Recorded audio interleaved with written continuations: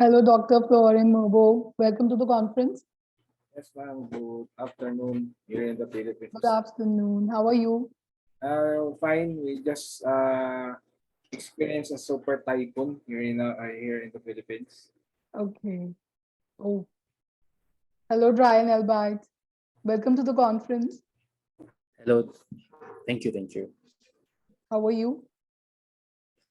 I'm doing good. I'm currently in Istanbul having my holidays here.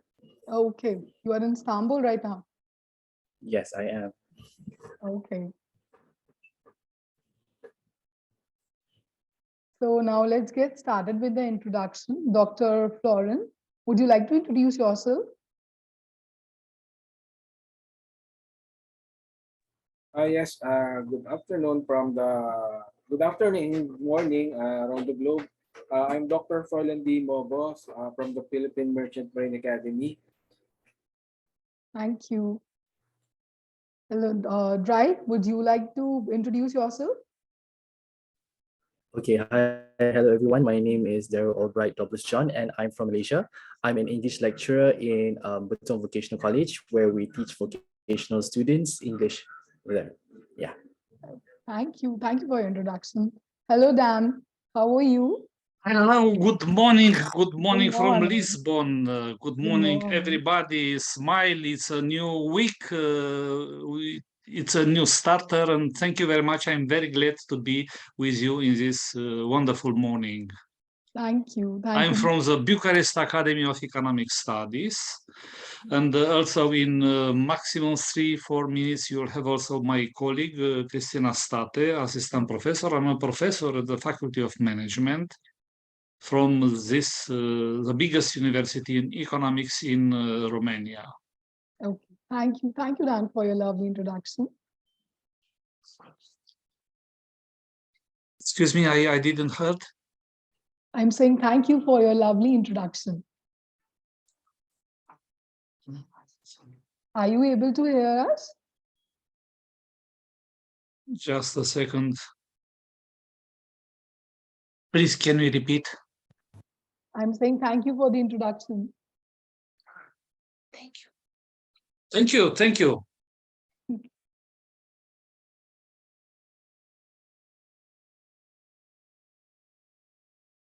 Let's just wait for our next participants to come and join us.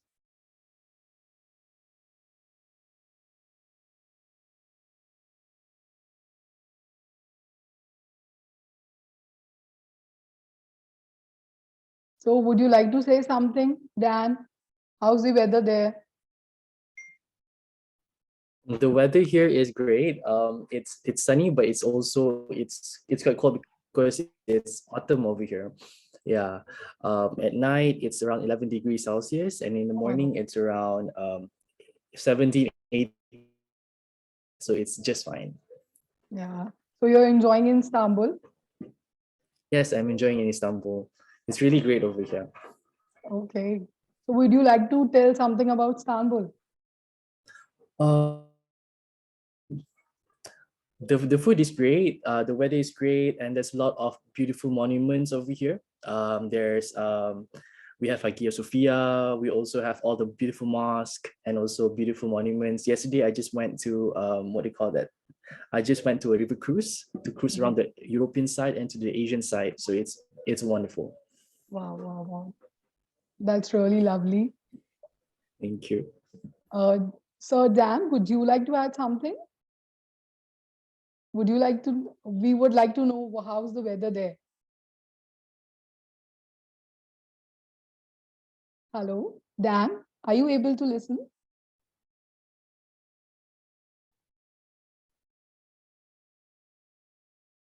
A second.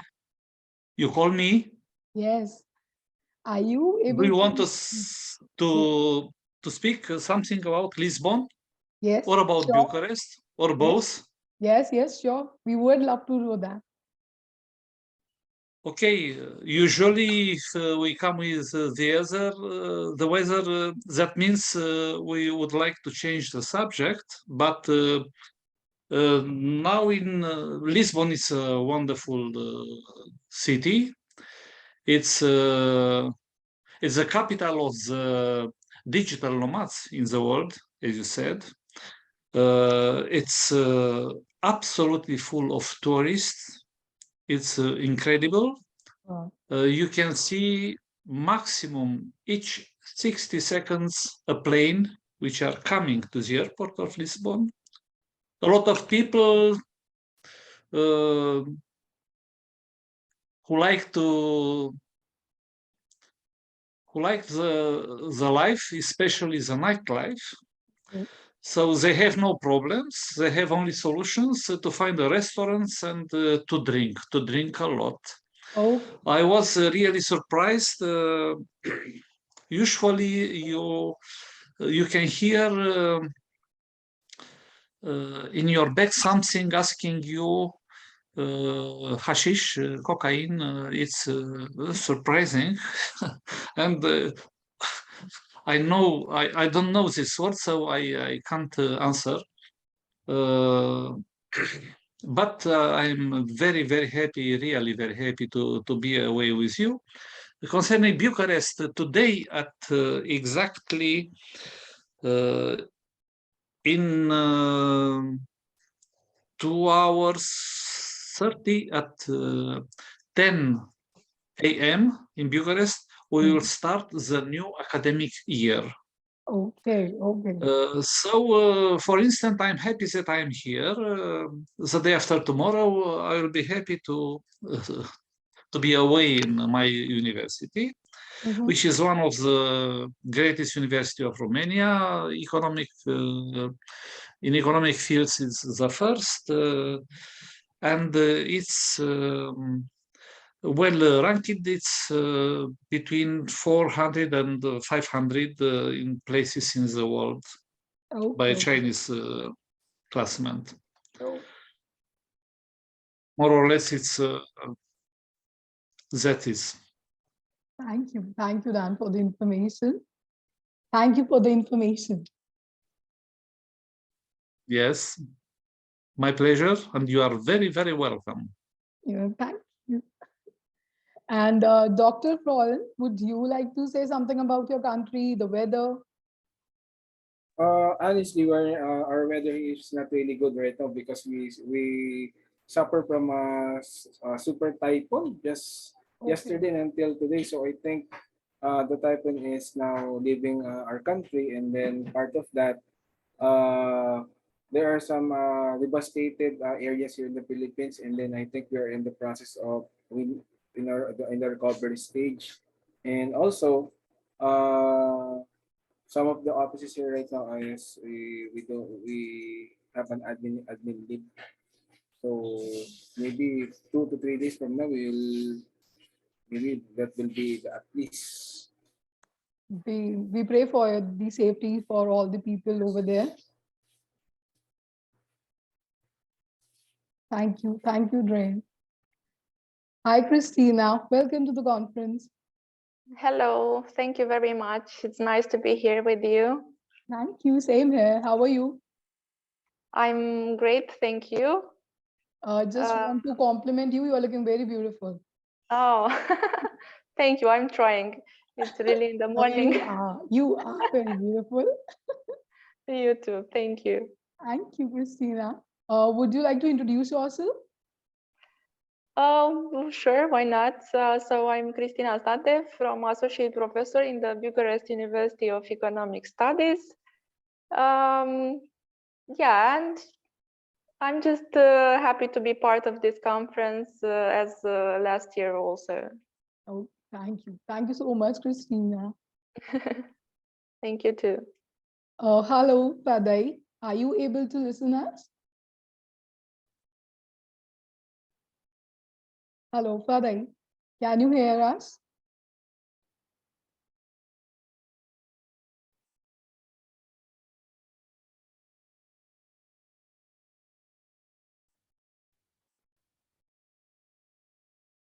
I think Padai is facing some issue regarding the internet.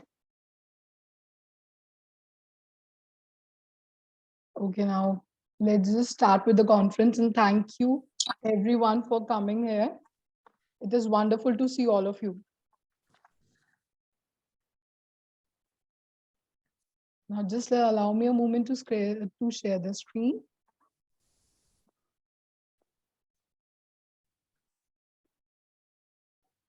Now, welcome to Eurasia Research Online International Conference.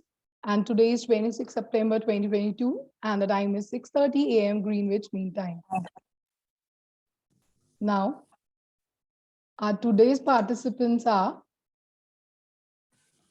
Dr. Florian B. Mobo, Philippines, Dr. Sazia Malik, Pakistan, Dryal Albright Douglas John from Malaysia, Dan Popis from Romania, Fadai Al from France, Christina State from Romania, Mehua Pion from Philippines, Kinswing Bong from Philippines, Leon Kigman from Canada, and Maher Aliho from Jordan.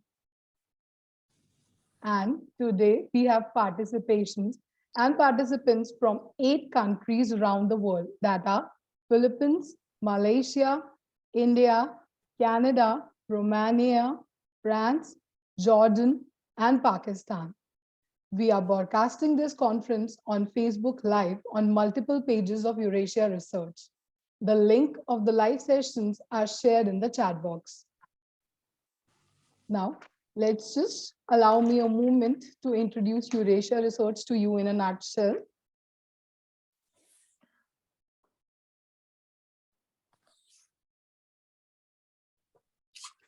Welcome to Eurasia Research International Conference.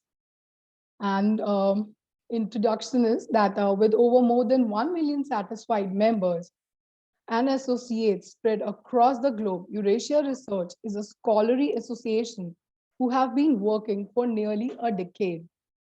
Eurasia Research has organized several successful events and conferences, workshops, and training programs at various reputed institutions and grand venues.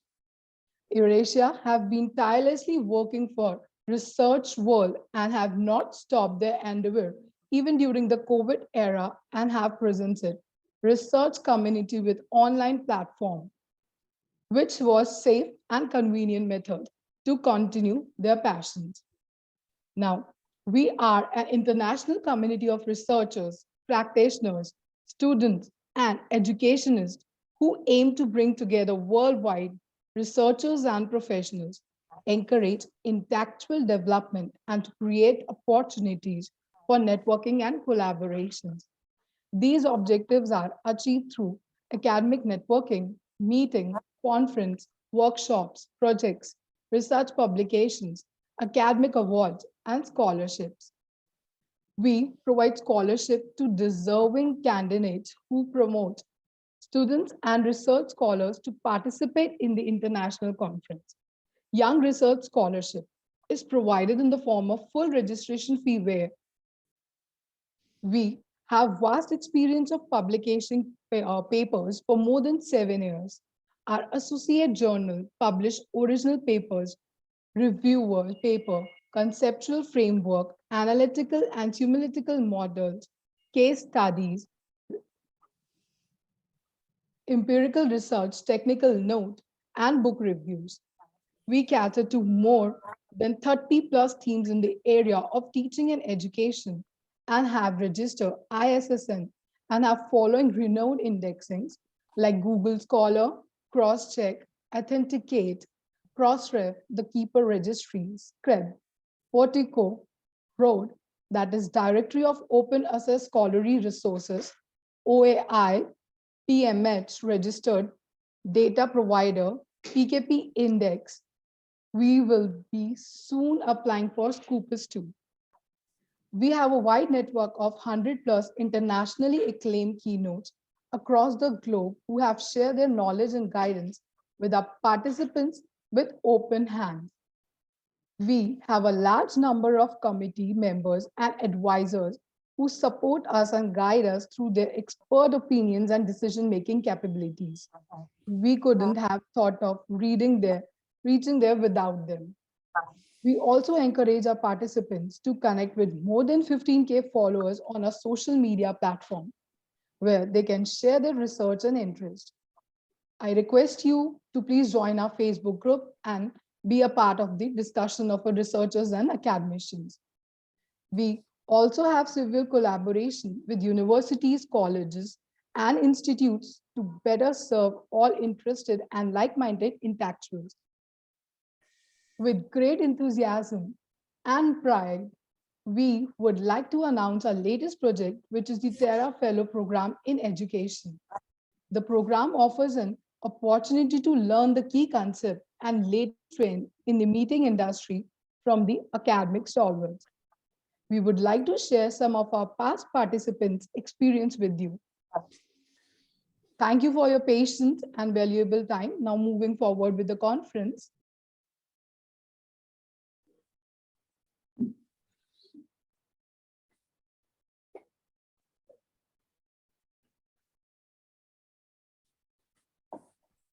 I am your host, and my name is Shivangi.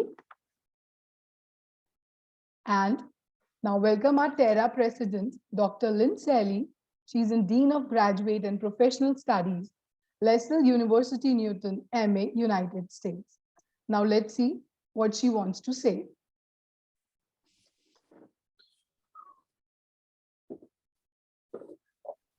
Shelley, and I am the Dean of Graduate and Professional Education at LaSalle University in Newton, Massachusetts, in the United States of America. And my background is in leadership. I have been working in various roles in pre-K through higher education leadership, in teaching and learning for decades, and I continue to teach as well as to hold administrative positions. And my passion is leadership, but most importantly, transformational leadership and being innovative and proactive so that we are ever evolving in a growth mindset as leaders. Oh, of course I loved it. I wouldn't have gone back. I wouldn't have accepted to be the keynote. I wouldn't have been to so many that I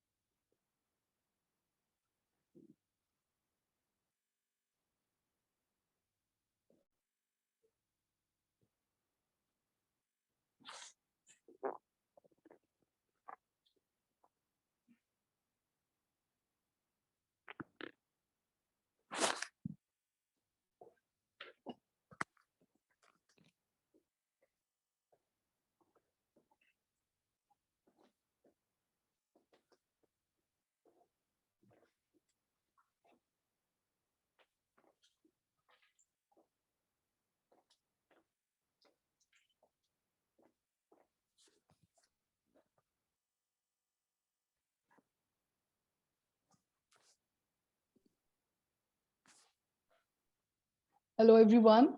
Apologies for this interruption. Actually, there is a network problem. So I would like to share the screen again, and really apologies for that.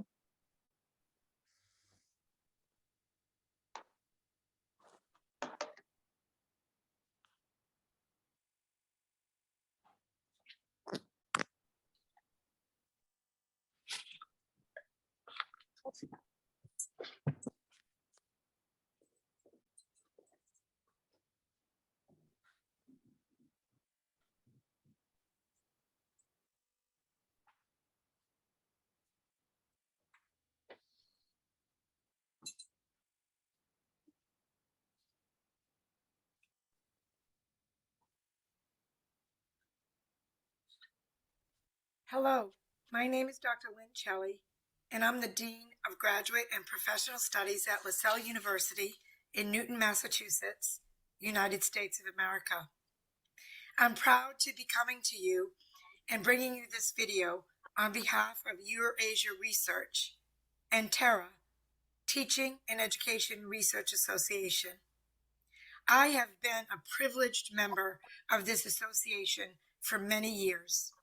As a participant, as a speaker, as a keynote speaker, as a peer reviewer, as the president of the advisory board. I'm here to welcome you and encourage you to participate in this wonderful organization. Membership has its privileges for this organization. You meet wonderful, diverse people from all over the world that bring new and creative, innovative, and entrepreneurial perspectives in teaching and educational research. Terra is a wonderful place to be. As a participant, I encourage you to join and become a member. I also encourage you to submit proposals to do breakout sessions. They are the most valuable and rewarding professional experience you could ever have. As importantly, Eurasia Terra does organize their conferences, both virtual and in person, in such a way where you get to know people personally, know their work, know their research, and get to know them as people, which is most important in our business, relationships. It has expanded my horizons, expanded my professional growth and development, and I continue to look forward to being part of this wonderful organization. Part of attending a conference in person, whether you're a participant or you're an observer, you get to interface and interact on social levels as well as academic levels with everyone involved. We stay in touch after conferences. We share research. We help one another become better at what we do, become better in our educational professions, become better in our research. Again, membership has its privileges. The networking is amazing. Expanding your skill set is amazing. It keeps you in the growth mindset, which we always should be in as educators. And every conference, as I said, has a variety of perspectives that it brings for every person in attendance, no matter what role you have. You will find many pearls of wisdom that you can bring back to your own work and apply immediately. So I encourage you to get in touch with me if you wish at Lynne, LYNNECELLI @gmail.com with any questions.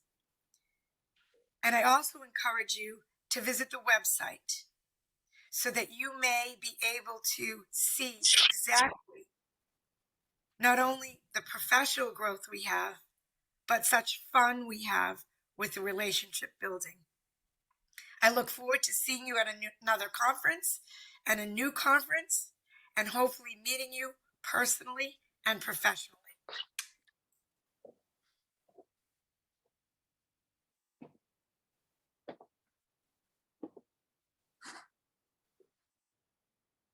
Thank you, Lindsay. That was a wonderful speech. Now let's get started and move on.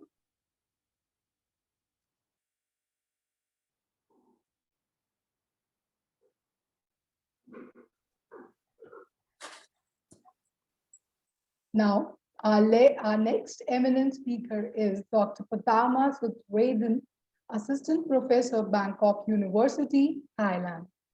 Now let's see what Dr. Patama wants to say.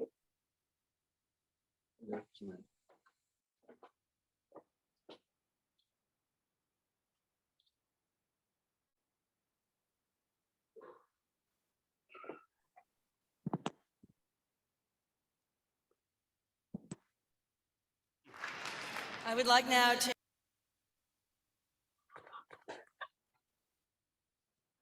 Hold on a second, guys. I'm really sorry for that.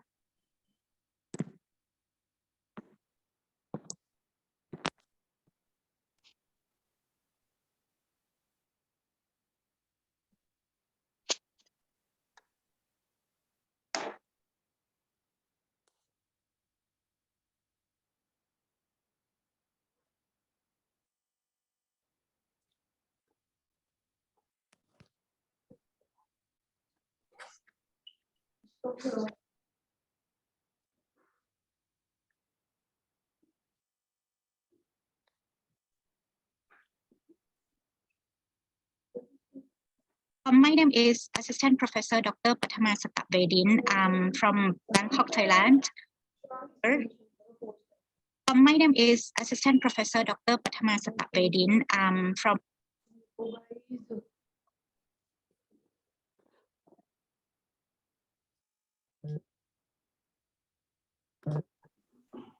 Bangkok, Thailand. Currently, I'm the director of the Master of Communication Arts in Digital Marketing Communications program, Bangkok University, Bangkok, Thailand.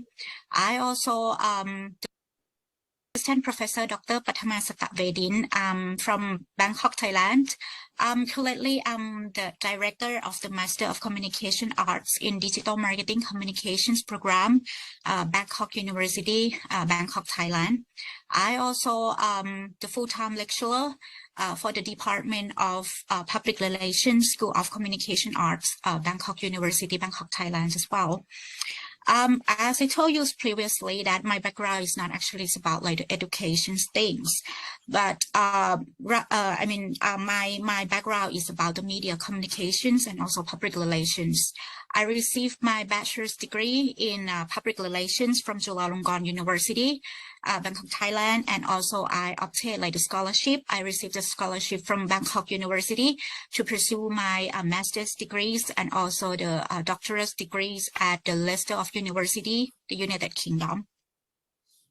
I definitely would like to encourage my friends and also the colleagues in order to attend the conference online according to the reasons that I've addressed to you previously. That is like a very good space, to be honest, in order for the knowledge sharing and also to making friends.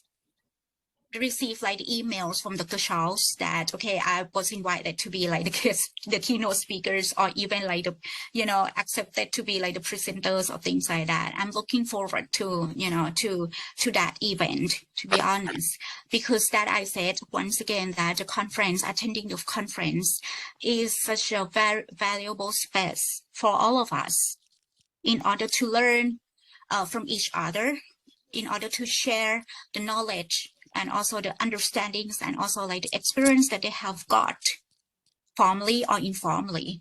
And also attending the conference could be like a good space to make friends, like the academic friends and for the professional friends, for sure, for further academic and professional collaborations and friendships.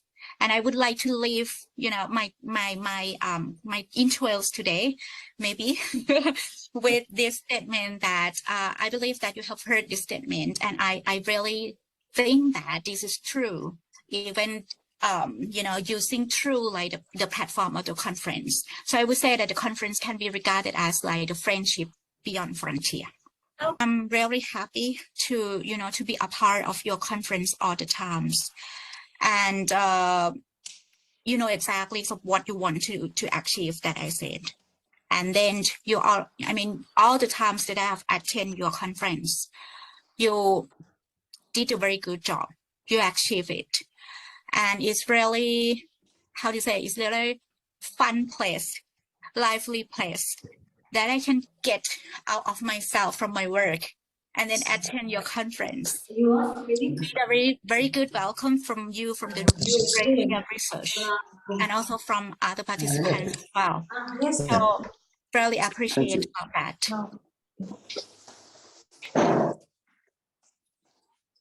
Thank you, Doctor, for sharing your presentation.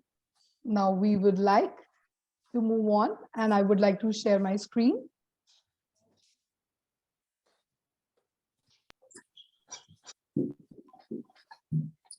Now, let's welcome our next eminent speaker, and she's Dr. Hilda. Now, let's see what Dr. Hilda wants to say.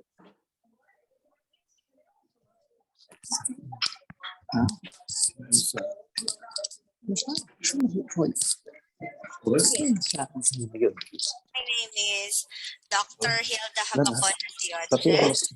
I am a single mom, the mother of 3 adorable kids, and I'm teaching for more than 13 years now. My inspiration is, of course, from our God Almighty, because all of us are experiencing a lot of things, and it's just vary from one person to another. But furthermore, other than that, we are all experiencing tough times, especially this past few years because of the pandemic. So actually, the motivation for me is the problem we are facing, because I feel motivated because I'm struggling on how to teach my children, my students, because we cannot meet them. They are also struggling with the internet connection, and most of my students doesn't have parents to support them or to guide them while they are studying, because most of the parents are working, and some even lose their jobs. So some of the children need to work also to help the family um, surpass this situation. So what we did is we actually think of ways on how to reach them. Think attending online conferences is better than the physical one, because the participants may attend even though they are far from each other, and it's less expensive. I mean, it saves money, it saves time and effort, and at the same time, we have the chance to get to know more researcher and those who are starting.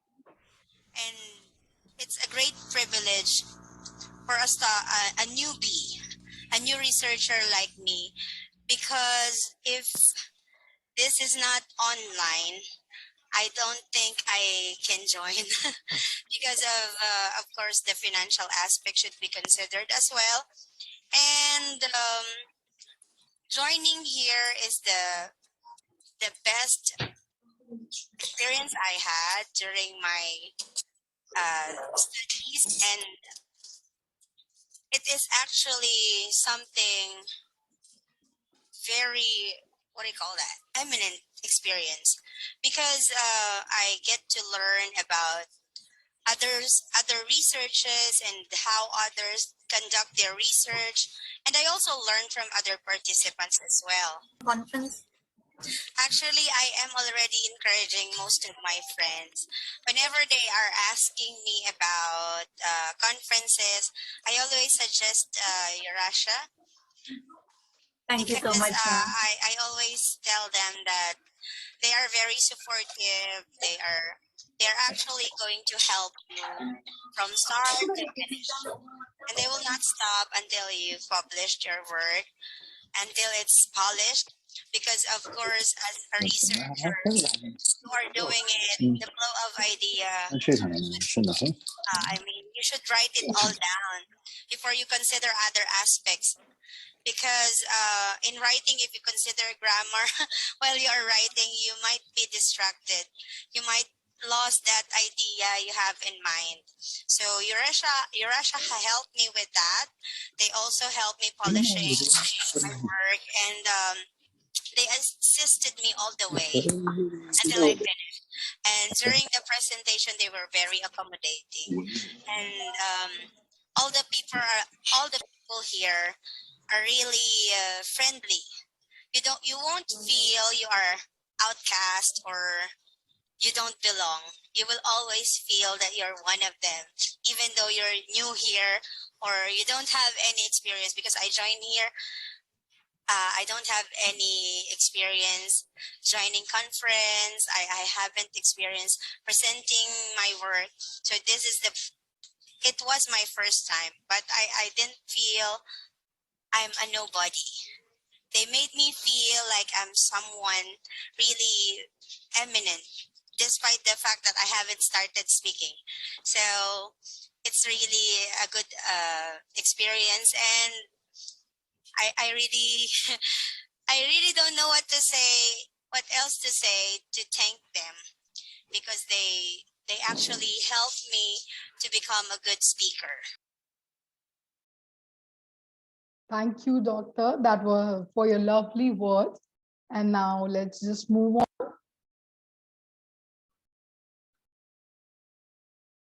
So today's conference schedule is session 1, that is our keynote talk, that is from 6:45 to 7:15 a.m. between.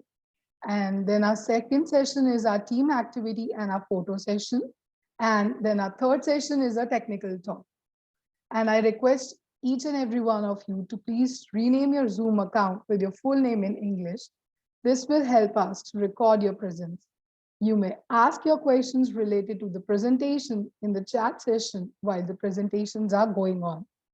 All the certificates, receipts, and proceedings will be sent to the participants within a week on their email IDs. Now, let's moving on ahead with our publication process. The publication process starts once the registration process is complete.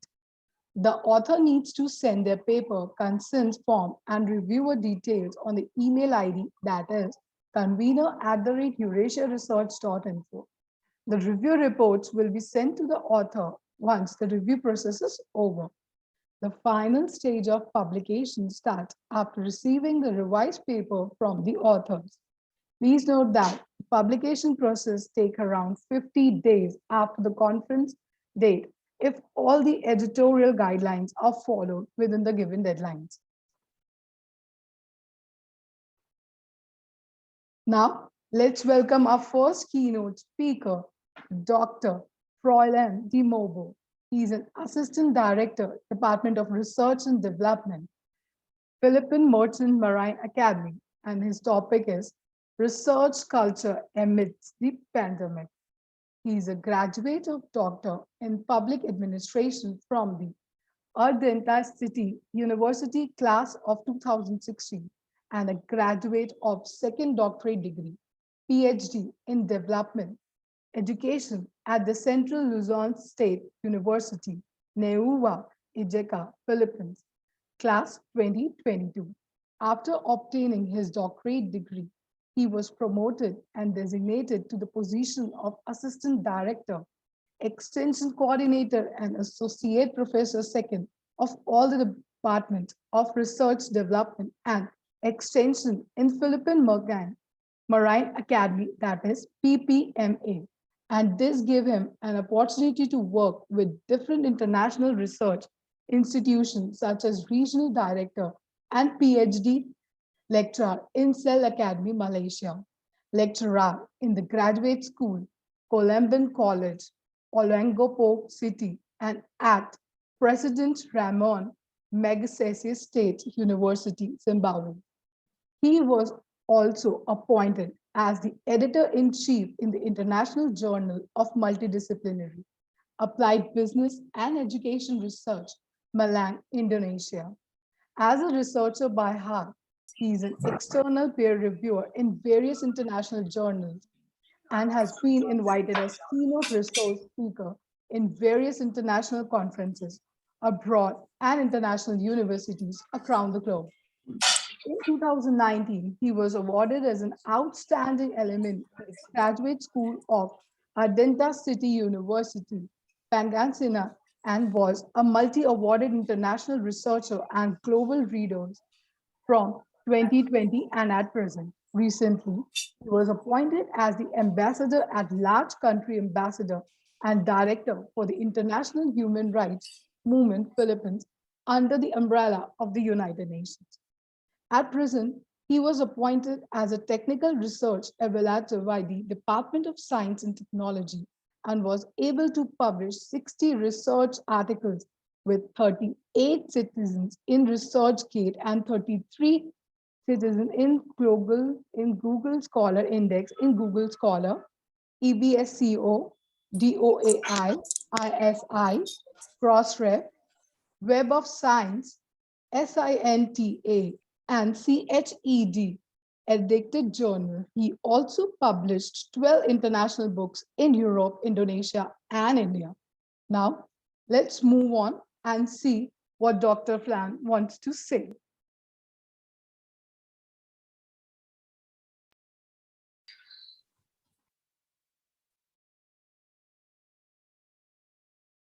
Good morning, ladies and gentlemen. This is Dr. Froilan D. Mobo from the Philippine Merchant Marine Academy, the Assistant Director for the Department of Research and Development and Extension.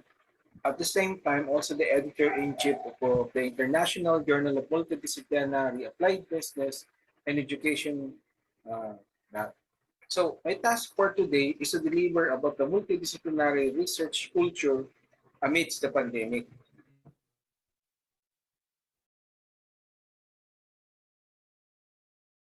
So during the pandemic crisis, a lot of educators and scholars felt devastated because they thought that they could not continue with their academic and scholarly work because of the abrupt pandemic crisis. The good thing about the research publication and submission continues to grow, eventually because it led to researchers and scholars writing on topics related to COVID-19. That's why it was a breakthrough for other scholars and researchers globally. Then a lot of researchers and scholars opened its door to the research and development during the pandemic and also up to now. So it's just a pandemic we're facing right now, and we need to think up or innovate a new strategy in order to survive on this battlefield. That's why a group of researchers like the ICSED Institute of Economic Development and Social Research and other international research institutions, of course, facilitates its call for papers globally by using an alternative mode of presentation, just like what we are doing right now using Zoom, Google Meet, and other platforms that can facilitate the continuous presentation and other research scholarly work.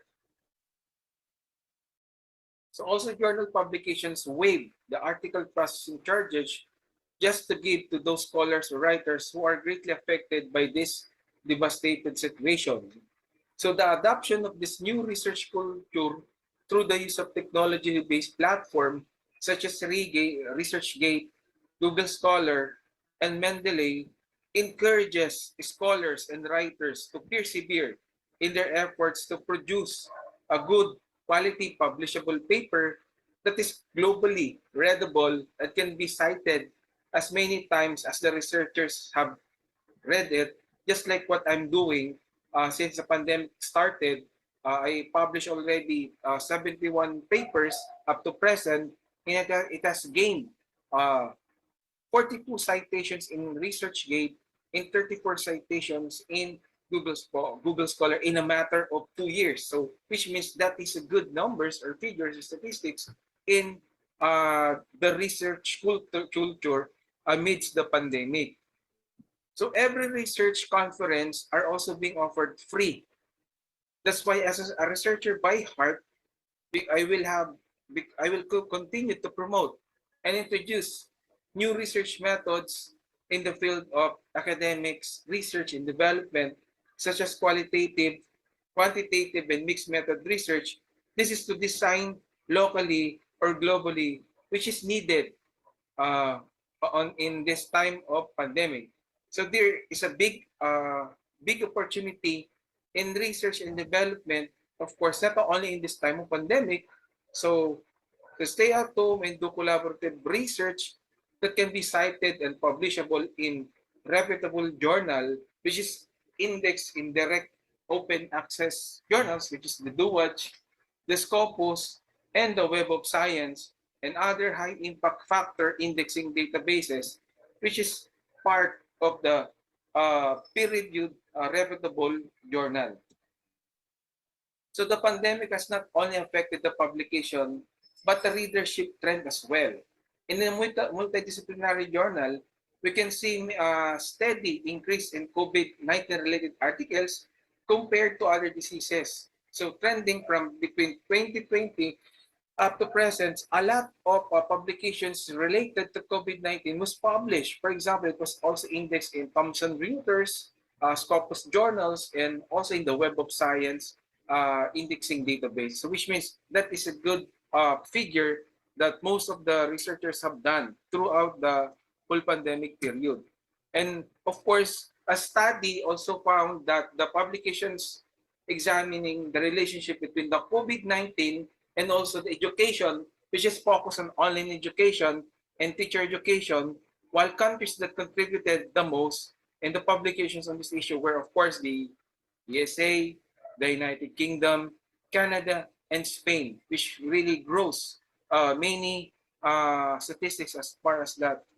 So another study showed that they had focused largely on remote distance learning, but had also covered a wider spectrum of issues in relation to teaching and learning, which give emphasis that of technologies for teaching and learning assessment, and of course, their capacity as a teacher. And this is to institutionalize the preparedness in this time of pandemic in regarding the research and development and also with publication. And of course, the study findings and propositions suggest that COVID-19, of course, will be the catalyst for several long and short-term policy changes, which give the necessitating the theoretical and empirical attention of all researchers across the globe. So the offered proposition will act as a roadmap for potential research opportunities, not just only during the pandemic, but as long as we have the research and development process and we can continuously grow with it. So the most publications which are been read in most countries or which was published is mostly in America and China. And the most used keywords are COVID-19, online education, and distance education. Then the most cited authors are the following. Of course, we have Chen, Kong, Peng, and Yang. They are the most popular, most cited authors during, of course, the start of the pandemic and up to the present. And finally, it has been observed that the highly cited journals really more being sustainable enough. So the total number of papers that were captured by the search criteria, for example, in Google Scholar, ResearchGate, was around 10,685. They were included on the website, for example, in the Google Scholar and ResearchGate. So the greatest increase in the types of studies over the 16 weeks and up to present, just like what we are doing in the publication is, for example, a narrative review, an expert opinion papers, followed by a case scenarios and report, which is relevant to the COVID-19 pandemic. So the least published types of studies were meta-analysis, systematic reviews, and randomized control trials. So during the first year of the pandemic, we have the figure statistics around 73,079 tweets from 44,609 users, and then 7,164 publications and 4,702 preprint applications were published and uploaded. So which means that they are active during those times. Started between 2020 of March, whereas preprint and publication activity really readily increase. So on the horizon, of course, libraries and other virtual libraries have been the gateways to relevant informations and knowledge for conducting research and publications, and of course, the development on related subject areas during the pandemic. So the library information services started to gain importance by providing researchers the opportunity to explore, of course, in the medical and scientific research while preventing or battling this disease. So as you read the figures on the screen, these are the figures showing between the first week of January and up to present. This is the statistics ranking. So we have the rank one is the United States, which has around 26,716 publications. So which means that it is really favorable for all the researchers and authors and scholars to publish their papers, of course, in reputable peer-reviewed journal. That's why COVID-19 research article, the sharing of this topic is seen as the poster child for open science. And the pandemic held up as the turning point for open science to be known globally. Yet the report finds that this has only partly been realized because it makes a series of key recommendations, 3 of which focus on opening up data, encouraging preprint, and strengthening collaboration across the scholarly communications ecosystem, which is, it gives emphasis that uh, the industry of research and publications and even the uh, preprint has really grown up. It didn't stop. As if you're seeing on the screen, these are the popular file server for the research papers, which can be uploaded so that it can be cited. So of course, we have the research publication process in a journal, in the Sage journal. As you see, a lot of papers relevant to COVID-19 can be indexed, can be cited. Okay, those are COVID-19 latest research. And of course, number of coronavirus or COVID-19 articles reaches around 23,500 on major databases. For example, we have the Web of Science, the Scopus database, the ASEAN Citation, and also the JED accredited journal, which is based here in the Philippines. So those are the major indexing databases that most of the papers really flooded. So which means that the activity of the scholars and researchers is continuously grow. So they did not stop, because part of that, they can explore many things as part of the solution for this global crisis that we are facing. It was in the online repository, which is very well known, for example, the SSRN, the scientists, all papers can be uploaded as part of the preprint and can later or can be accessed by users or authors that can they cite it as part of their supporting support, documentation or justification for their research, for their study. So we have the preprint, we have the statistics. As you see on the screen, it figure out that these are the most widely accepted, published on preprint or in the journal databases. So the increase of citation continues to grow. Just like what I mentioned to you, that my paper has already gained 42 citations in ResearchGate and 34 citations in Google Scholar. So that is almost for a matter of 2 years. So which means that that is really a good sign. So in my ResearchGate, as you see on the screen, that it has already 42 citations and it has already a 3 high impact factor. Okay, so I have this Google Scholar profile. You can see on the screen that I have many also citations. I have 34, and that would be all for today. So thank you for inviting me for this for the first Pedagogica International Conference, which focuses on the trends of research and development in different sectoral areas. So that would be all. So this is again Dr. Froilan Dimobo from the Republic of the Philippines saying always stay safe and God bless everyone. Thank you. And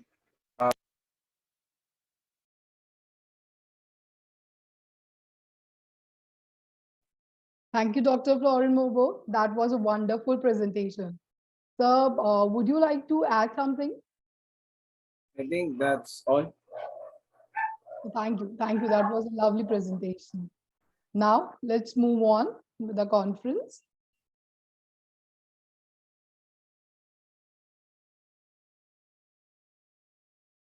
Now, let's welcome our next keynote speaker, Dr. Shazia Malik. She is an assistant professor at the Department of Early Childhood Education, Institute of Education and Research, University of the Punjab, Lahore, Pakistan. And her topic is Talk on Teachers and Students' Perspective regarding online classes in the universities of Lahore. Dr. Shazia Malik is currently working as an assistant professor at the Department of Early Childhood Education, Institute of Education and Research, University of the Punjab, Lahore, Pakistan. She has completed PhD education from University Putra, Malaysia, and specialization in the area of curriculum and instruction. She not only completed her PhD within 3 years with the certificate of graduation on time, she also won the Best Graduate Award from Faculty of Educational Studies, University Putra, Malaysia. On her doctoral research work, she has participated in 3MT, that are 3-minute thesis competition inside University Putra, Malaysia. After completing her PhD, she was awarded 1-year contract scholarship from HEC, that is Higher Education Commission, Pakistan, to serve in Punjab University, Lahore, Pakistan, with assistant professor designation. She has published almost 17 research papers in national and international journals.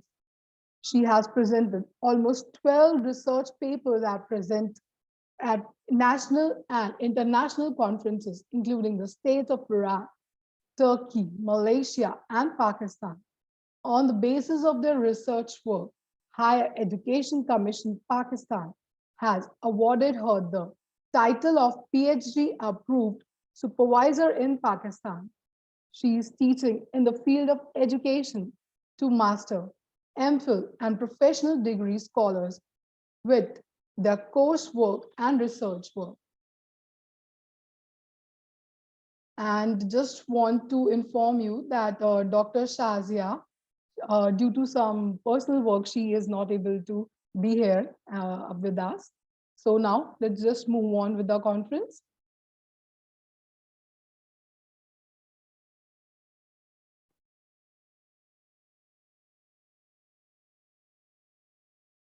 Now we have a team activity and photo session. So let's proceed towards our team building activity. Sometimes we miss the opportunity of connection and linkage with fellow participants of the conference.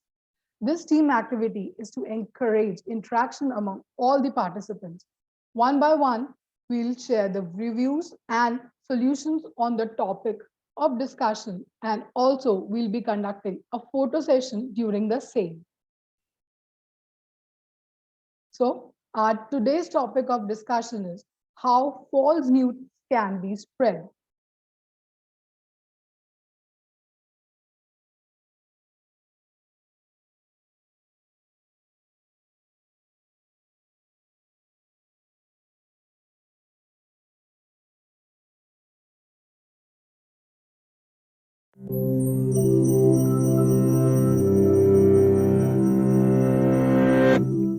There's a quote usually attributed to the writer Mark Twain that goes, "A lie can travel halfway around the world while the truth is putting on its shoes." Funny thing about that, there's reason to doubt that Mark Twain ever said this at all, thus ironically proving the point. And today the quote, whoever said it, is truer than ever before.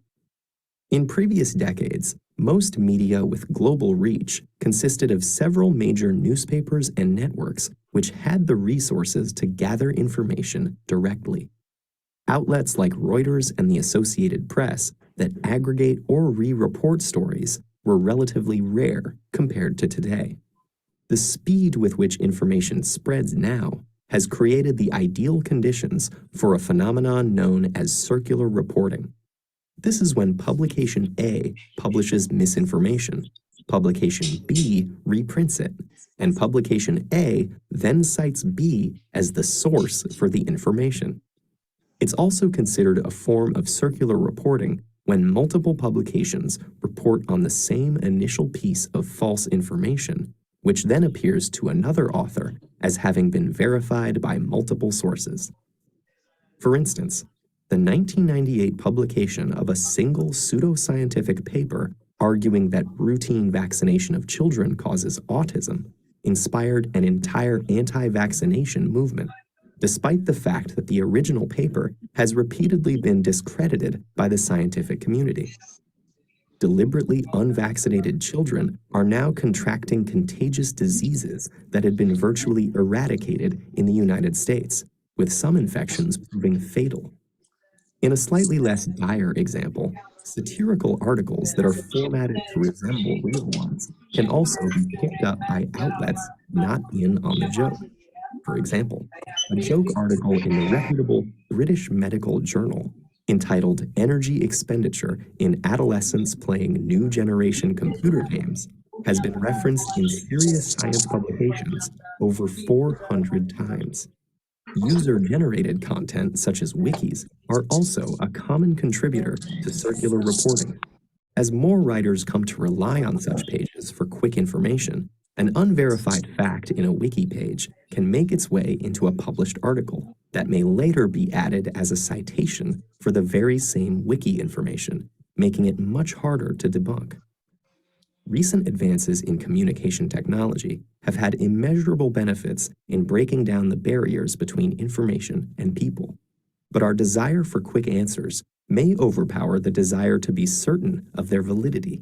And when this bias can be multiplied by billions of people around the world nearly instantaneously, more caution is in order. Avoiding sensationalist media, searching for criticisms of suspicious information, and tracing the original source of a report can help slow down a lie, giving the truth more time to put on its shoes.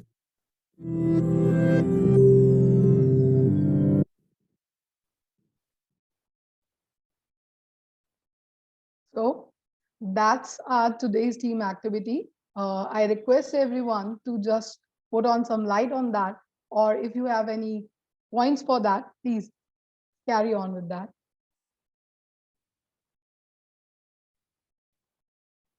Dan, would you like to say something about this team activity video?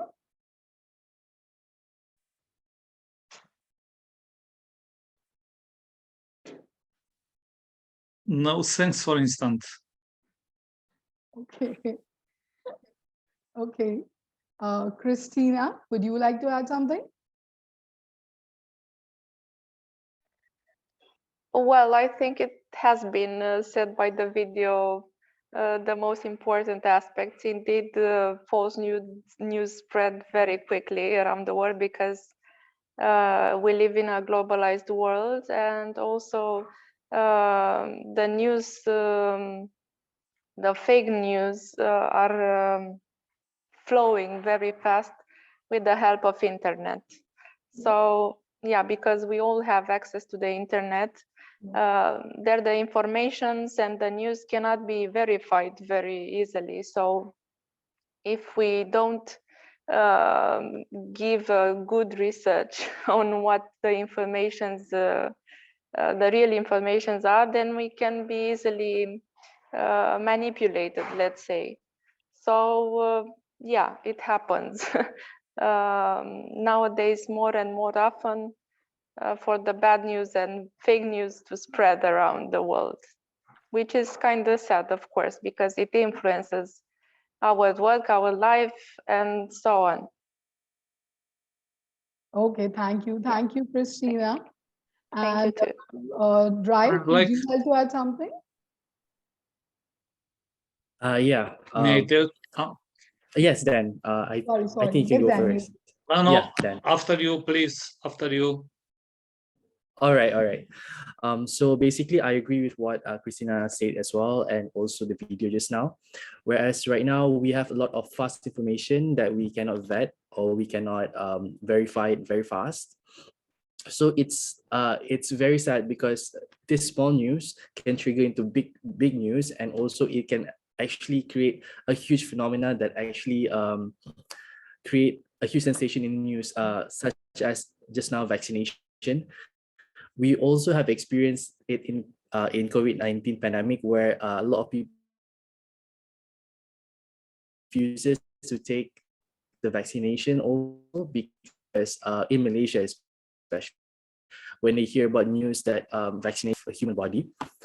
So I would say that maybe it's a job of us as a researcher to actually verify the news, and also the government actually to vet the news whether it's truth or not before it being put to the public, because we don't want the public to believe in something that can create a huge controversy. Of course, fast media such as the social media and also mass media such as the television and also the radio, they always want to sell fast news because that's how they make money. But we have to take a step back and to verify the news, whether the news is it fake or is it correct, before we take the further actions, because this kind of news can create a huge phenomena such as recession, such as political unrest in the countries, and so on and so forth. So that's my view. All right. Thank you, Rael, for your view. I would request Fadai and Mahir, can you just please put on your cameras? May I say something? Yes, May I sure, say sure, something? Dan. Sorry, you can. Thank Please, you. please continue. I was thinking because at first I said not for instant, but after that, after my colleague Christina told something, I remember that until now I was dead twice by internet. So I didn't was alive, and I put myself questions about manipulation. It's something very simple.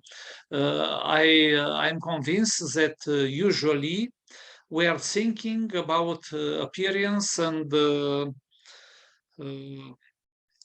presuppositions. Even we receive a news, let's say, we don't know the reality. Usually we receive what others wants to give us. And that's why we are the perception, only the perception in the best situation that we know what's about, we know the reality. And in especially we have a lot of examples from 2.5 years by what can do the system of the fake news.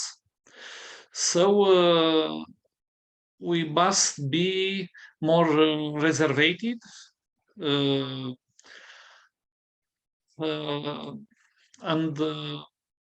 to prove more education and inspiration to appreciate what we usually name the reality. Because usually the reality is something which others gave us. Thank you. Thank you, Rael, for your lovely words. Now, I just request Mahir and Fadi, can you just please put on your cameras?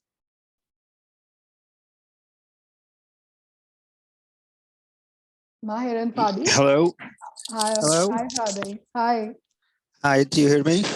Yes. Yeah. Yes, Well, we can hear you.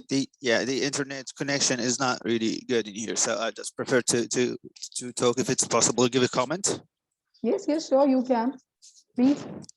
Yeah. So I was saying, I think it is really interesting if they make it easy to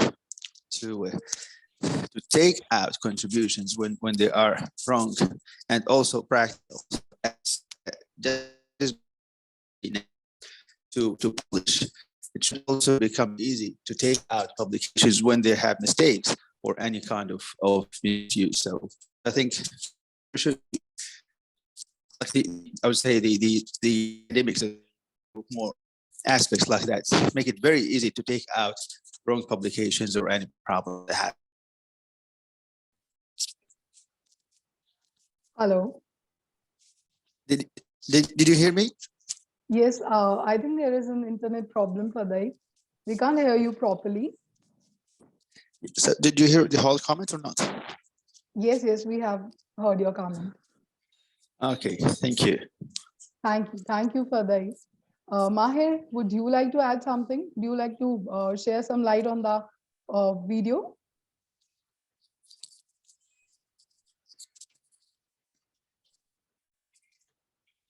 Okay. So, okay, I think Mahir don't have any words to say. So now let's just move on.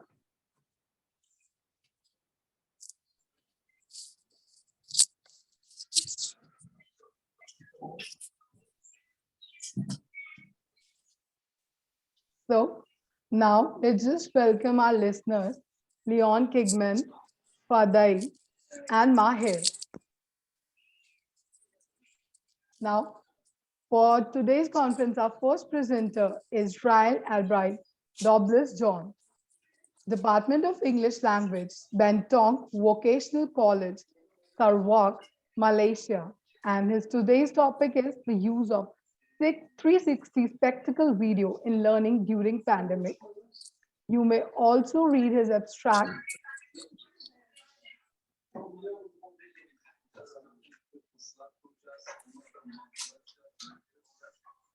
So now let's see what Zrail wants to say.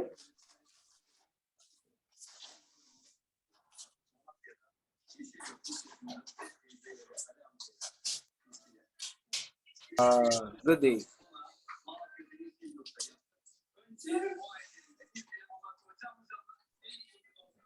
Hello and hi everyone, my name is Daryl Albright Anak Douglas John, and welcome to 18th ICTEL 2022 International Conference on Teaching, Education and Learning in Istanbul. First and foremost, I'd like to say hello and hi to all academicians and also professors, doctors, and also the attendees of this conference. And I would like to welcome my presentation, which is the use of 360 degrees spatial video in learning during pandemic. My name is Daryl Albright Douglas John, and I am an English lecturer from Department of Languages, Diploma Studies from Betong Vocational College, Sarawak, located in the country of Malaysia. If you do not know where is Malaysia, let me introduce to you. This is the map of Malaysia.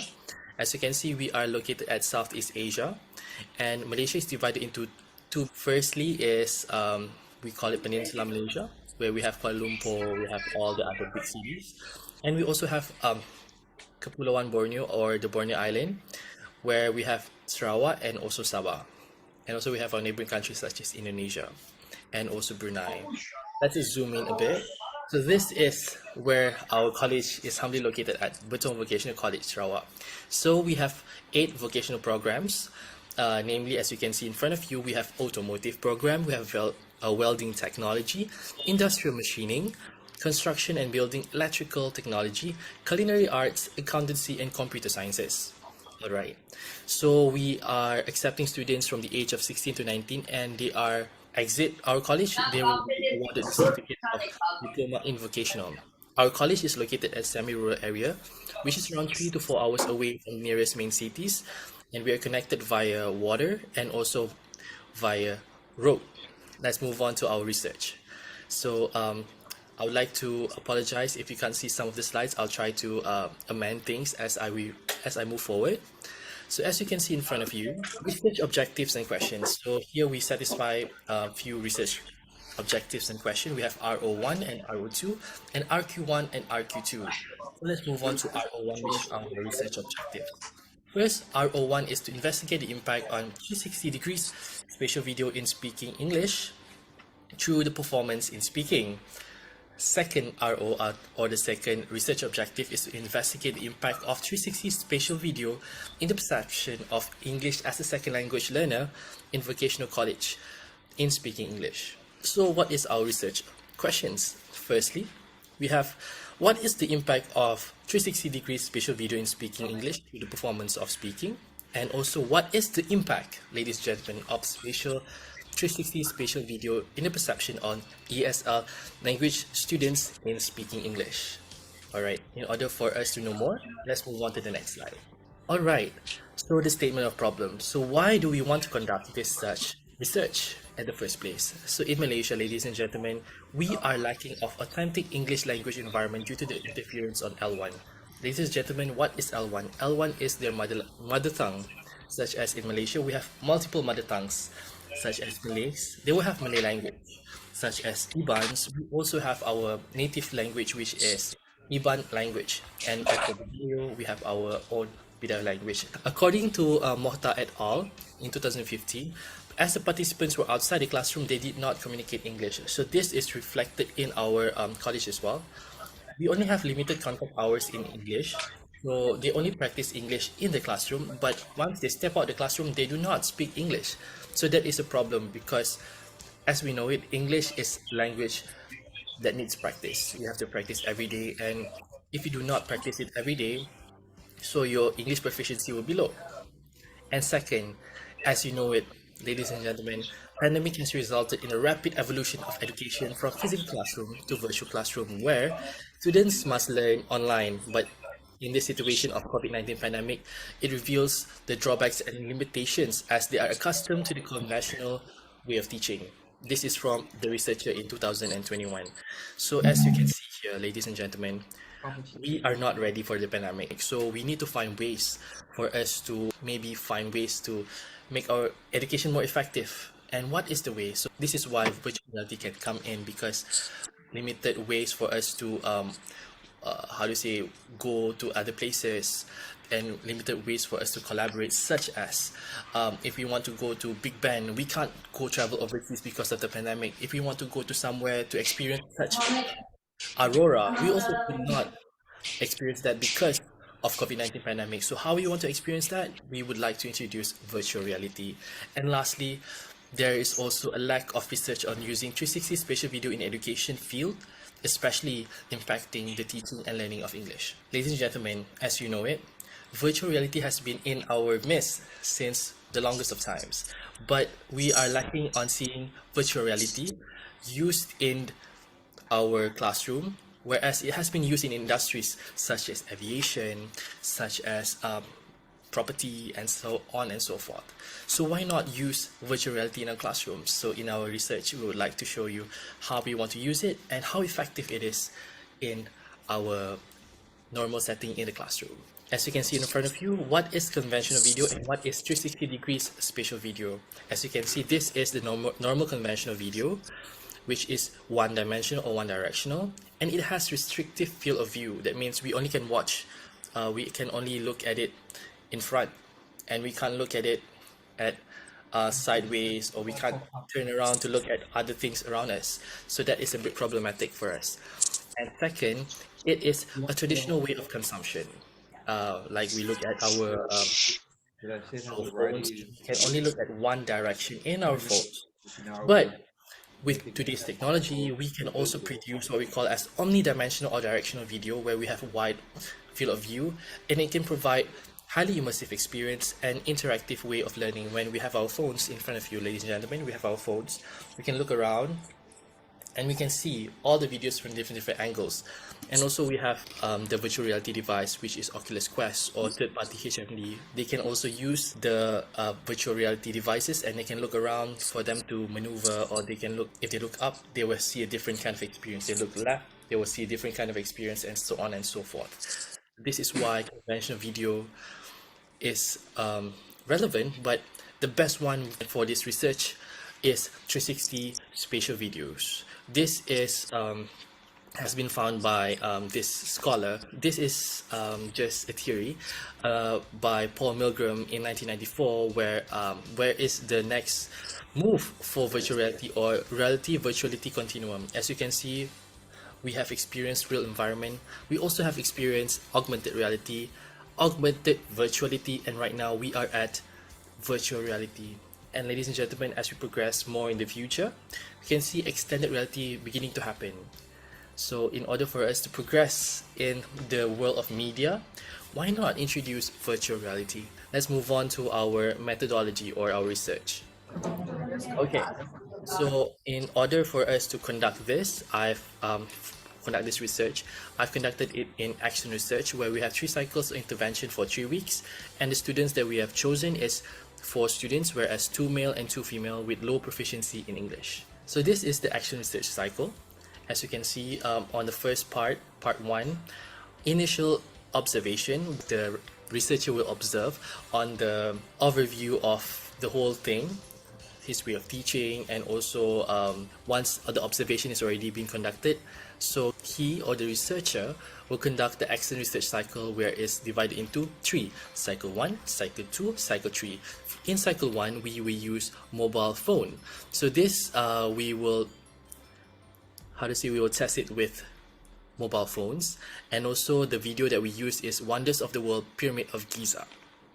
On cycle 2 is implementation of 360-degree spatial video in learning by using third-party HMD. So this is Wonders of the World Machu Picchu. So we use third-party HMD for this part of the research. And for Cycle 3, Oculus Quest 2 is the implementation of 360 spatial video in learning with Oculus Quest 2. And the video that we use to prompt the students or for this research is Wonders of the World, Mount Everest. So we will give them a task. According to the task given, Wonders of the World, students must plan and deliver the individual presentation for 5 to 6 minutes. So in this research, we will evaluate how the students perform after being introduced to the 360 spatial video, and they will perform 5 to 6 minutes of individual presentation in front of the researcher. And at the end of the research, as you can see at the end part here, is reflection and further suggestions of the studies. Let's move on to the research finding. Satisfying the RQ1, what is the impact of 360 spatial video in speaking English through the performance in speaking? So we have conducted pre-test. As you can see, our pre-test for A1, B1, C1, and D1, this is our students. Okay, A1, B1, C1, and D1. So for the pre-test, it's a bit low comparing to the other devices. Once they have been introduced to Oculus Quest 2, third-party HMD, and mobile phones, you can see the performance has been increasing. But the best performance over here, ladies and gentlemen, as you can see over here, is the yellow part, which is Oculus Quest 2. So this is highly recommended for our for researchers that wanted to use Oculus Quest 2. In our research, we have found out that Oculus Quest 2 is the best way to access or to assess virtual reality in your classroom, because that is providing the best way to access it. As for mobile phones and third-party HMD, we found out that the students do have increase of performance in using VR, but the thing is, it's not as high as Oculus Quest. So this is the average score versus virtual reality devices accessing 360-degree spatial video, and also answering the RQ1, which is what is the impact of 360-degree spatial video in speaking English through the performance in speaking. All right, ladies and gentlemen, in front of you, we also have 3 devices and also pre-test. So as for pre-test, argumentally, it's the lowest of the bunch.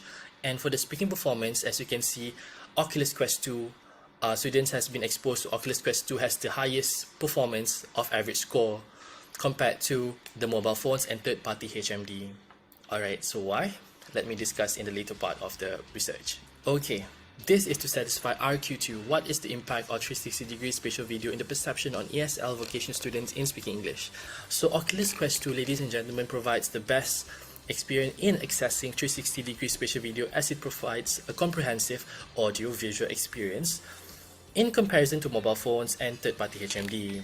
So we found out that in our research, when the students access virtual reality in their phones, such as like this, so they have problems because it is not highly immersive enough for them to experience, and maybe different phones have different specifications such as audio and such as visual, so it doesn't give them the highest performance in virtual reality or the virtual experience.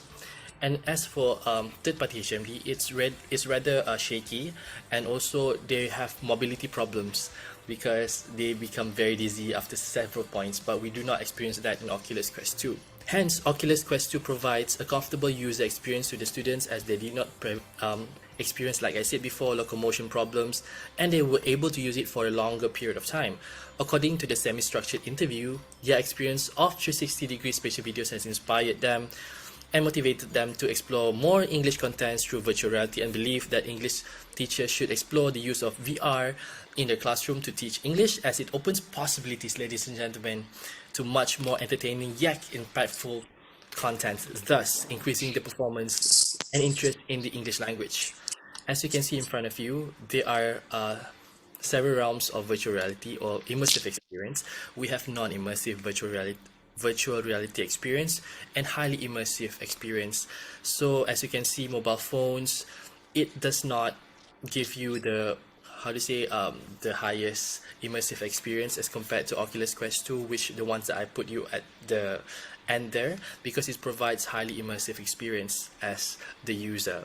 When we look at a highly immersive experience, ladies and gentlemen, it's a fully immersive simulation that gives the user of realistic simulation experience, complete with sight and sound.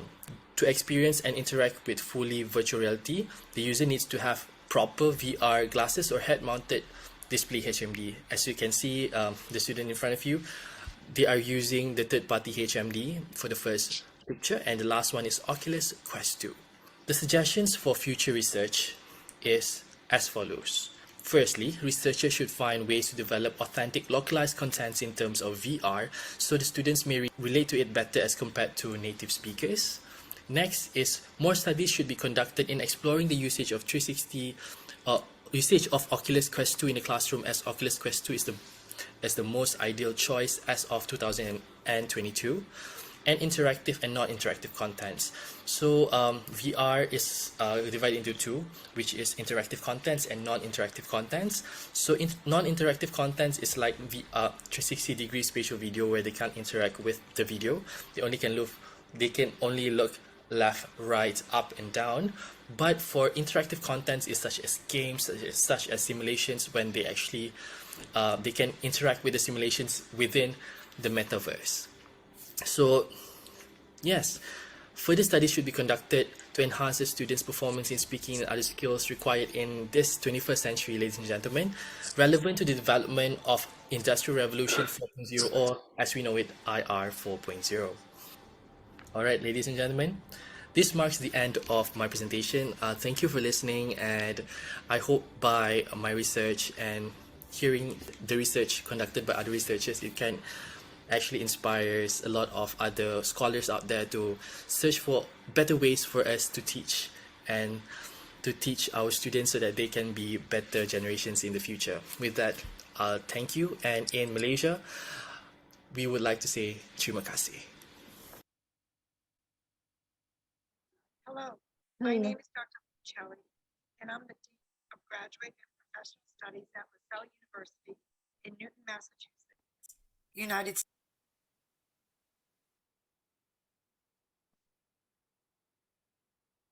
Hello, Drive. Thank you. That was a lovely presentation. My pleasure. Thank you. Drive, would you like to add something? I would say thank you for the. Hold on, yeah.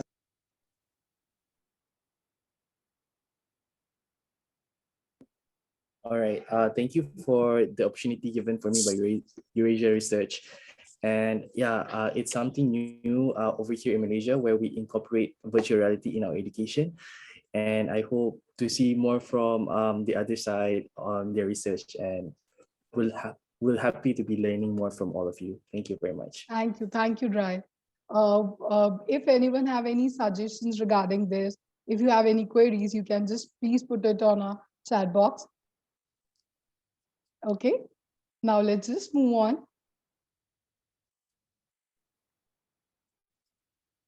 So our next presenter is Dan Popescu. He's from Burchat University of Economic Studies, Romania. And his today's topic is online a better option in the post-pandemic era? A research on the Romanian economic higher education.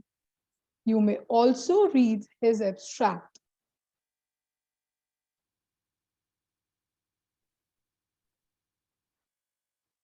Okay, now let's just move on and see what Dan wants to say.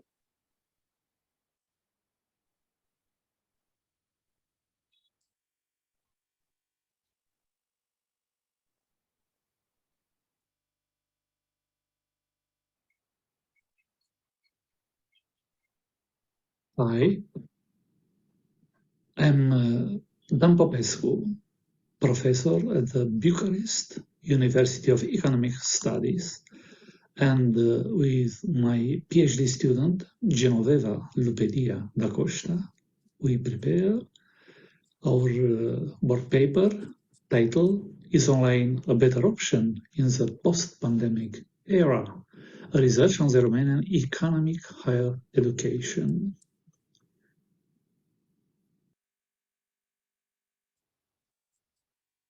Our work paper refers to our motivation, our purpose, the research methodology, main findings and conclusion and further research. Our motivation was the attitude of students regarding the online learning purchase. Hiding behind the screen, not turning their camera on, their lack of interaction. As we know, the SARS-CoV-2 was declared as a global pandemic in March 11, 2020, and impacted all our life, all our work. Online learning has become the main method of instruction during the SARS-CoV-2 pandemic crisis. Our purpose was to study the students' option about the online teaching and learning, and if they see it as a better option or not in the long term. We started with two hypotheses. The first, the online learning efficacy is less effective than face-to-face learning. And the second was about the online learning who can become an additional option on the long term for the teaching and learning process. Our research was a quantitative one. The methodology was a survey intermediated by the online questionnaire addressed to 1,056 students from the Bucharest University of Economic Studies. As we can see, the analysis process consists in a descriptive statistic, analysis of response frequency, multiple response analysis, and interquartile calculation. Our study was between 15th of January and 15th of February 2022. Data analysis were made in Excel and IBM SPSS. We put questions referring to the benefits of online teaching and learning during the SARS-CoV-2 pandemic, and also about the challenges of online teaching and learning during the SARS-CoV-2 pandemic.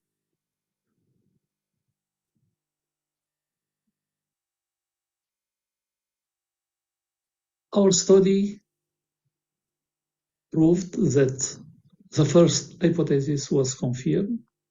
I mean, the students gave good reasons for which they think online is a better option, but also they underlined the downfalls of such an education method. The second hypothesis was also confirmed. The online teaching and learning can become an additional option for education only if both university and students give the proper attention in order to improve the thing that didn't work out during.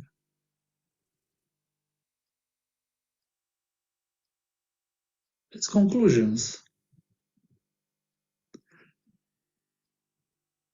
Our study pointed out the perception of the faculty and students on online learning and shows that online education is less effective than online classes, and also that the students of online learning face several challenges due to the struggle to complete adaptation to online courses and the lack of interaction between students and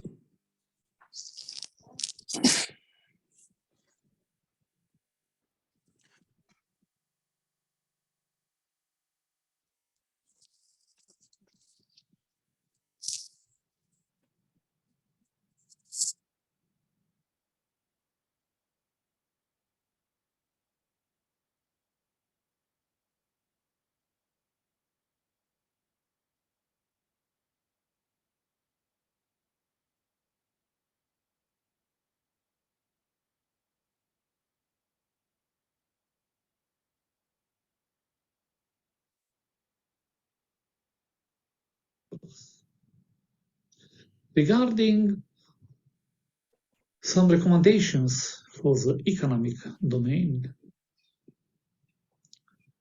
we propose the build engagement and motivation with course content and different types of activities. Initiate and foster education between students and professor. And the third one, that the online education should be used only as an alternative method of teaching and learning.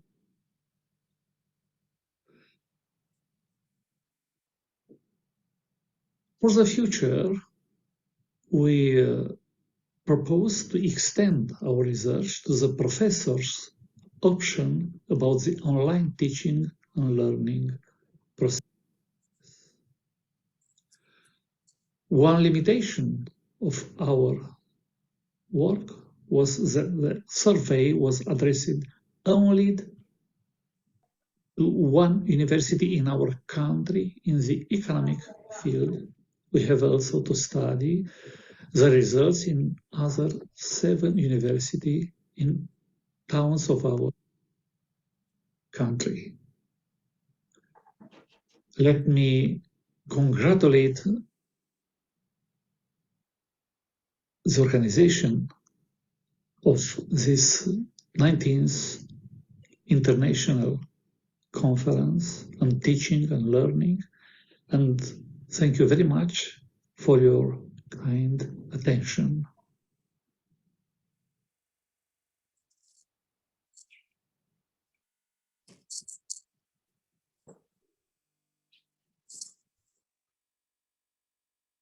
Thank you. Thank you, Dan.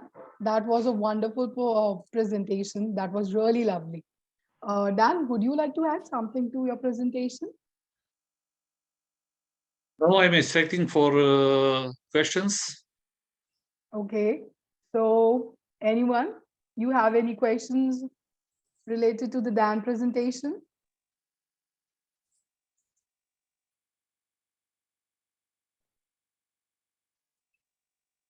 I think that I think that there is no question.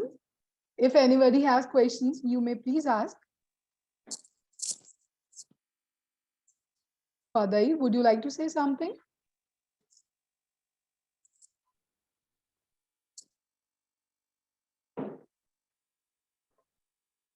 Ryan, would you have any suggestions?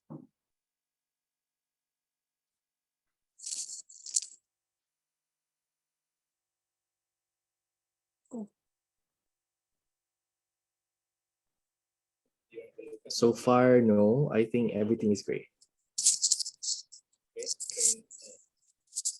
Thank you. Thank you, Dan. Now, let's just move on to our next presenter.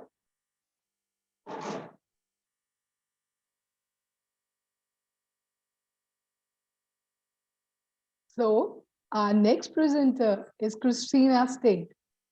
She's from Bucharest University of Economic Studies, Romania. And her topic is students' professional communication abilities after the pandemic crisis, a case study on the third year student of management faculty. Now, let's see what Christina wants to say.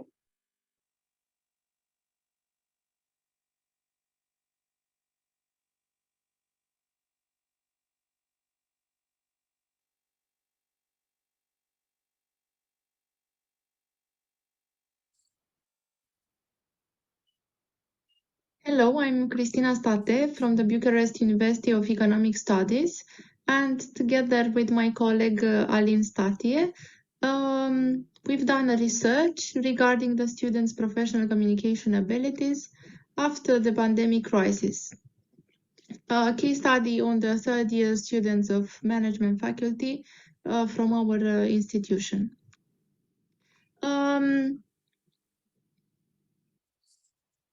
In terms of content, our presentation has 5 main parts, let's say, namely the motivation of our paper, the purpose, the research methodology, what we found, and the conclusions and further research. Regarding with the motivation, why we've done this research, basically because communication is the essence of interpersonal relationships. The outcomes of all the activities that we carry out depend on how well we communicate. And in spite of this fact, it is proven nowadays that in terms of communication skills, we are getting poorer and poorer at doing so. So, of course, communication skills are important in equal measures, let's say, for professors, teachers, students, and also students as future employees. So, of course, we can say that communication is the key to personal and career success. Of course, we have to talk about communication skills in pandemic times and after pandemic times.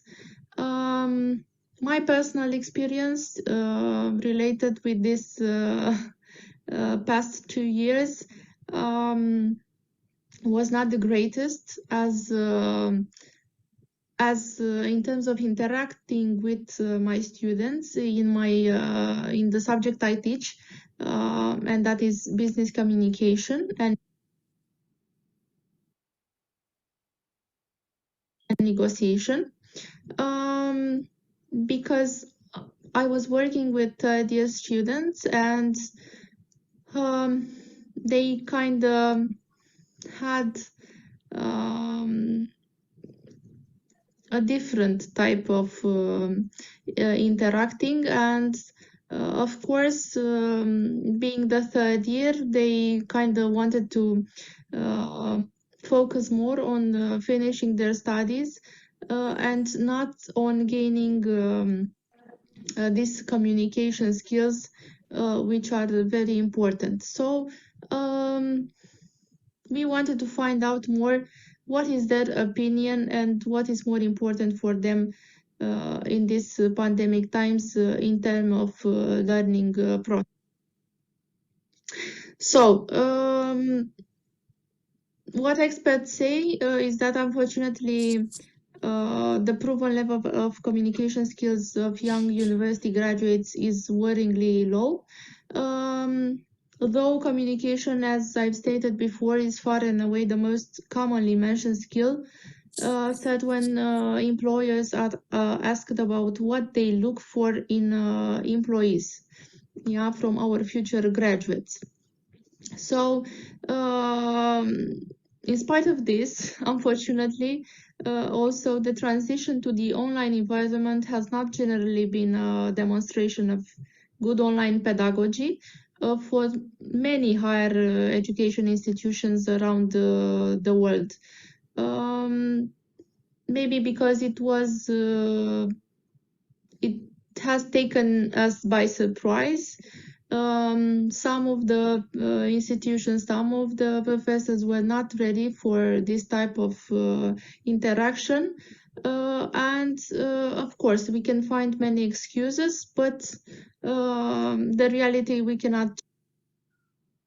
And what happened in this past 2 years. As a purpose, we also wanted to know the young university graduates' awareness of acquiring, practicing, and developing these communication skills as an essential way of achieving success in their career in particular, and of course in life in general, especially in the post-pandemic. As main hypothesis, which are stated here. First one is referring to the lack of advanced interpersonal communication skills that adversely affect the professional career of higher education graduates. And the second one stated that even in pandemic and post-pandemic times, universities tend to neglect the development of the future graduates' communication skills. As a research methodology, we used quantitative research, more exactly an online questionnaire addressed to 195 students from, as I mentioned before, the third-year students in the management faculty of our institution. The period of data collection was between 2nd and 30th of April this year. Basically, the questions we addressed were connected to the importance that students give throughout their study years to a discipline connected with communication, either being our discipline or other similar to this.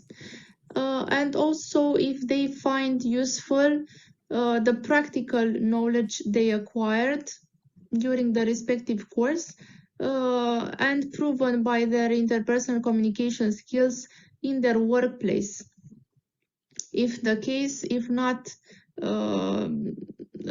if already they work, or if they think they will, it will be useful job.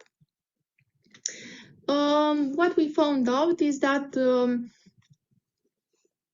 the first hypothesis was confirmed, meaning that the lack of performance communication abilities has a negative impact on the higher education graduates' professional career, in the sense that students mentioned the fact that they do not have the ones that already have a place to work.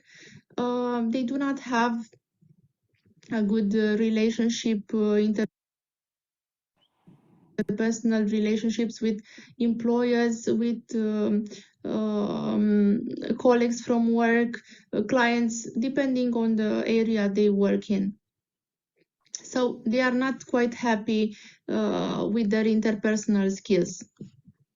And also the second hypothesis was confirmed in the sense that universities do not give due attention to developing their future graduates' communication abilities. And also this was underlined by the students. They saying that they think that universities do not focus too much on these communication skills, on developing their communication skills by different types of activities they think that would be useful for their development in this sense. As conclusions, first one is that, as mentioned previously, universities do not give due attention to the acquisition, practice, and development of the future graduates' interpersonal communication skills. And of course, this is a downfall, especially in the pandemic times.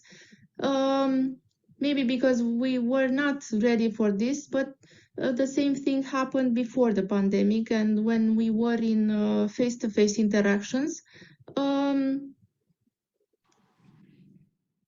Because the students had quite the same opinion when addressed this question. And also, of course, it's the downfall of the universities, but also on the other side, the graduates, the students also have their blame in this.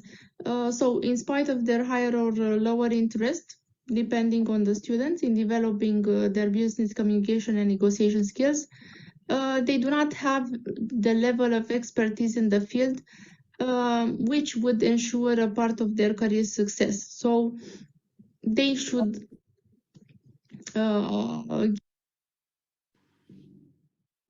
as a recommendation, we would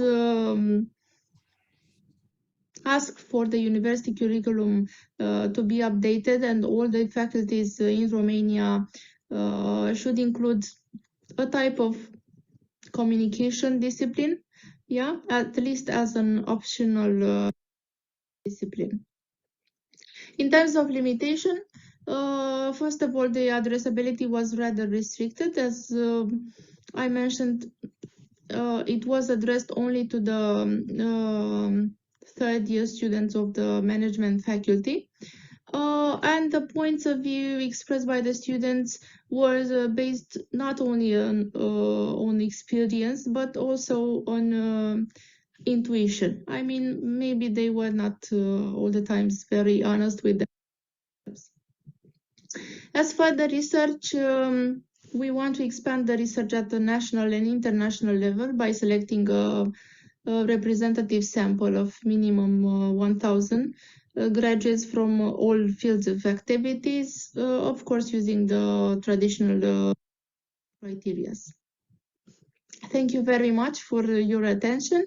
And please, if you have any question, do not hesitate to ask. Thank you again. Thank you, Christina. That was a wonderful presentation and a really interesting topic. Thank you. Thank you also for listening my presentation. Thank you, Christina.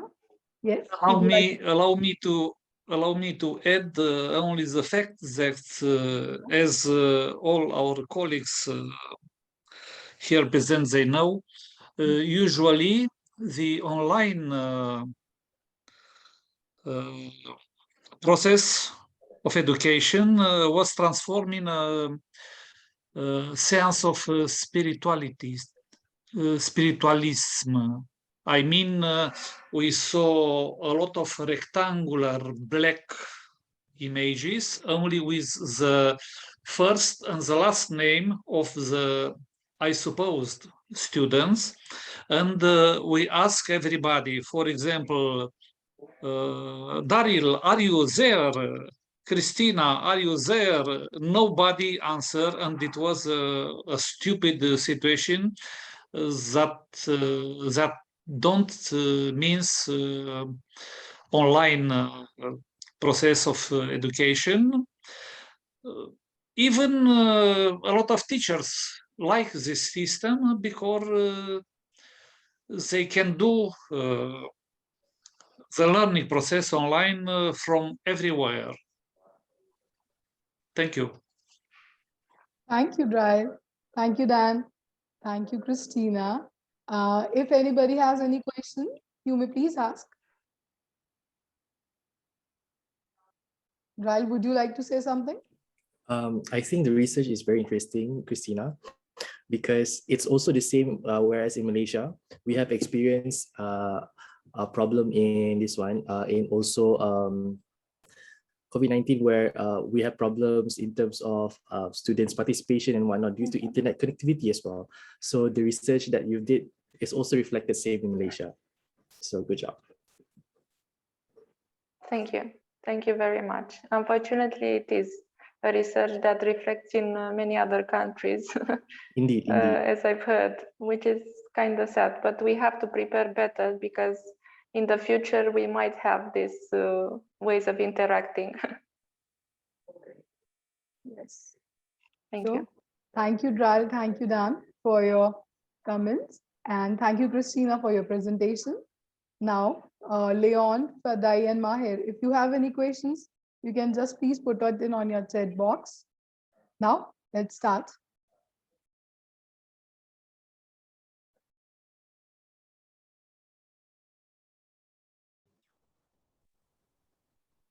So I have no presentation, just actively listening and taking notes. This is a very interesting presentation. Okay, Enjoying okay. Okay, okay. Thank you, sir. Thank you for the information. So that's the end of our conference today. And I would first like to thank each and every one of our participants for your time. And with great pleasure and enthusiasm, I would like to conclude that the conference was a great success. Many people have contributed in different ways to turn this event into a smoothly running conference with very interesting presentation. This conference has resulted in good discussions and networking. I owe my gratitude to all the presenters and patient listeners, to the coordinators and the whole staff of Eurasia Research for their constant support. I would also like to thank all the universities and institutions who have sponsored our participants and people who have directly or indirectly contributed in the smooth conduct of this conference. Now, I would like to ask, do you have any feedback for this?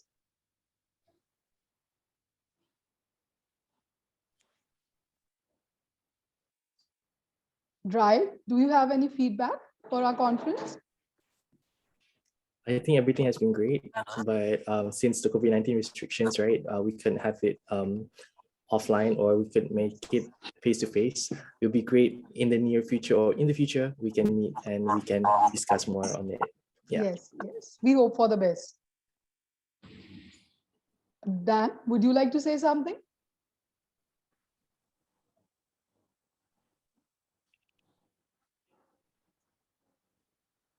Dan, would you like to give a feedback? If not, I can say something. Yes, sure, you can. Please. As Daryl said, of course, it would have been great to see each other face to face and interact, because of course there is other type of connection, which I think it's better also with my students. But anyways, it was great to be here together and share our experience and knowledge. And hopefully we will keep our connections for the future also. Thank you again. Sure, Christine. Thank you. Thank you for your lovely words. Dan, would you like to say something?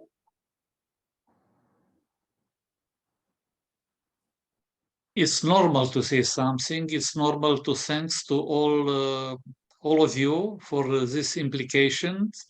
And as we do also in August, we are present to your Sciences of Conferencing that always is very, very interesting, because we can see a lot of things about another, let's say, word which is not so much present in our activity, even it can be. Once again, congratulations and thank you for your wonderful opportunity to be away together. Thank you, sir. The pleasure is all ours. It was really, really great to be a part of this conference and to meet such a nice and great people. Thank you. Thank you for your time, and thank you for the information you have shared with us. Thank you, everyone. Now let's just put on this conference. Bye. Bye, everyone. And I really hope to see you soon on at our conferences. Thank you. Thank you. Bye-bye. Thank you as well. All right, bye. Bye. Bye-bye. Bye, Dan. See you as soon as possible. Yes, sure, sure, Dan. Bye. Bye. Bye.